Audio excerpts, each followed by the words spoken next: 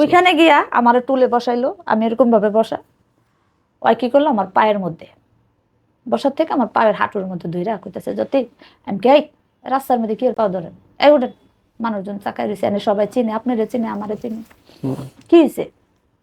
তা আমারে কইতাছে যদি তুমি আমার মাফ করে। তা আমি ওর মুখের দিকে চাইছি, আমি কি আমি কি মাফের দোকান খুলছি? আমি সারা জীবন খালি সবারই দিয়েই যাবো, আমি কেউ তো কিছুই পাবো না?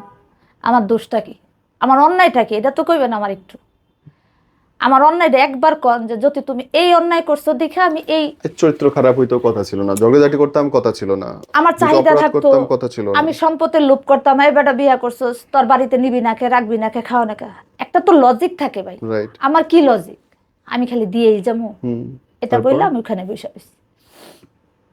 তা আপনার ভাই বলতেছে ডেলিভারি কিভাবে কি করছে, এটা বলছে পরে তো আবার চোখ দিয়ে পানি পড়তো। আমি এমন একটা দুর্ভাগা ভাই,